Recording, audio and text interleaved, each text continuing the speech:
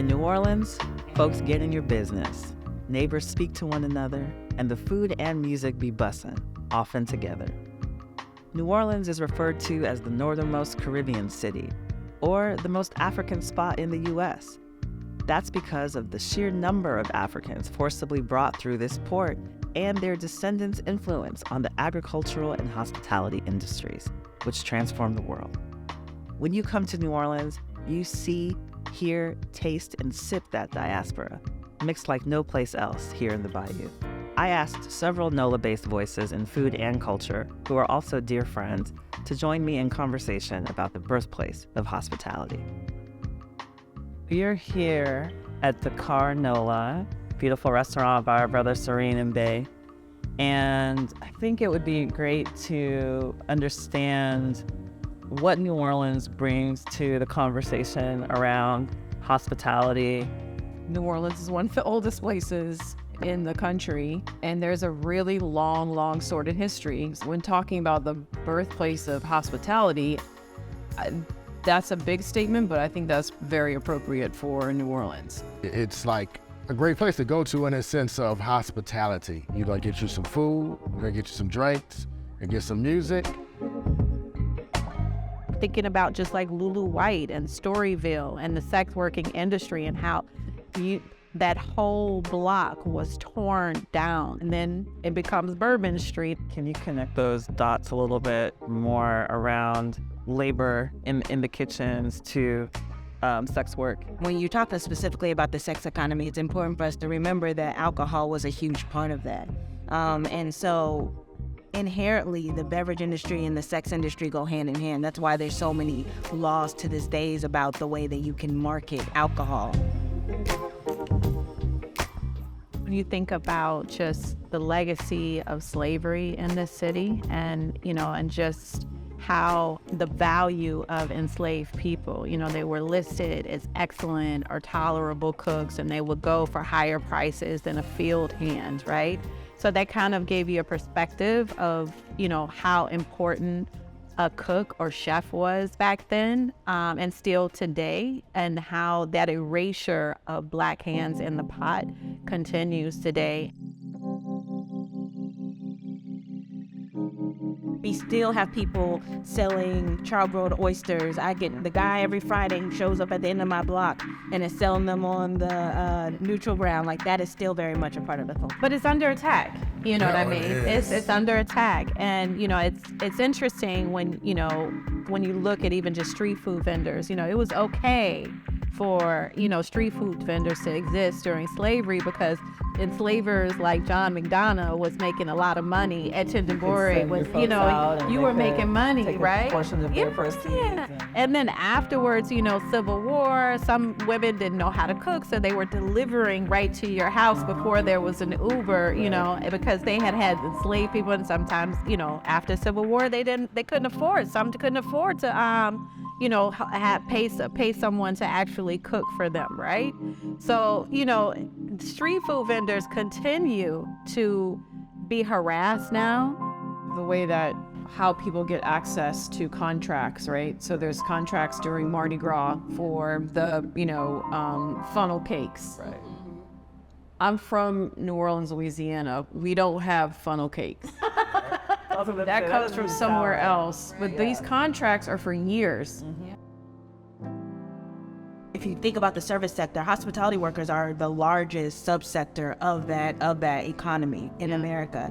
And they're the second largest private employed labor group, only after agricultural workers. Yeah. Right?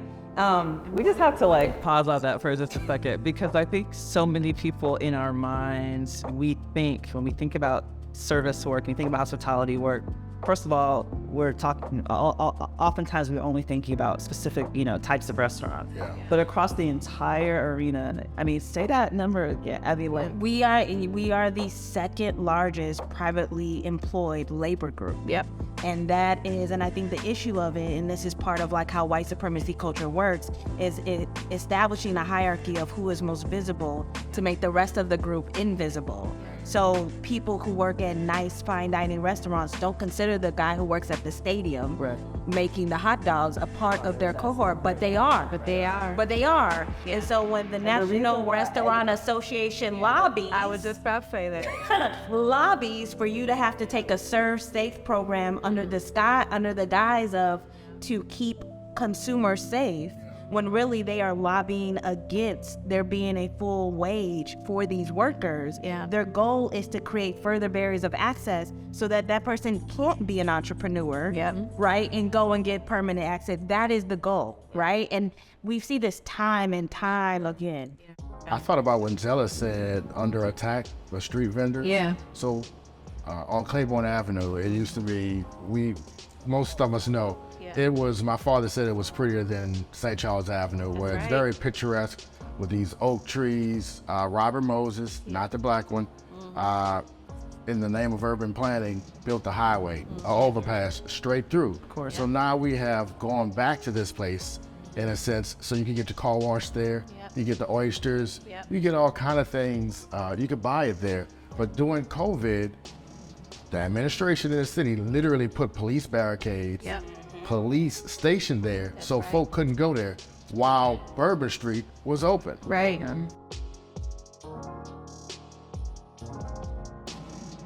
I feel like because of how segregation worked, especially Black folks had to consolidate. I say we were the original mixed-use development creators because we had to be.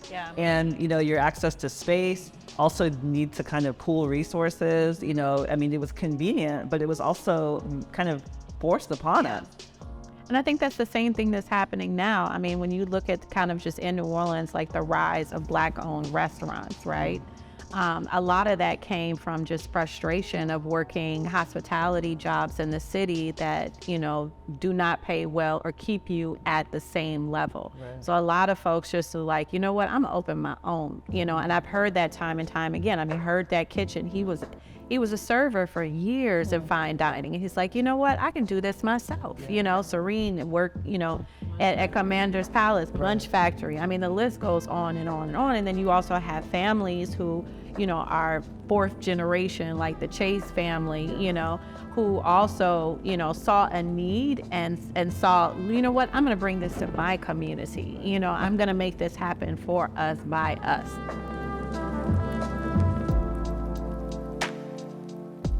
I want to hear what your ideas, your visions, your hopes, your yearnings are for the future of our food.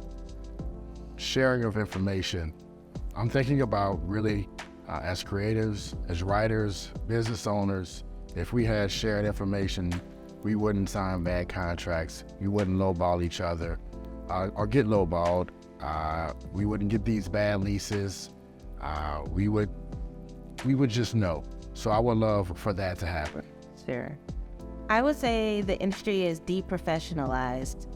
I would like to see an industry where we, if there is policy, it's about maintaining the humanity and the fair wages of laborers, and less about controlling where people are able to make money, which generally is targeted towards marginalized groups, specifically Black and Indigenous people. I'd like to see more policymakers, because at the end of the day, to me, it has to do with policy. This is also an American issue, right? The corporatization of our foodways is pretty bad. I mean, we shouldn't have to go to another country to get fresh juice or to see what a real tomato looks like, right?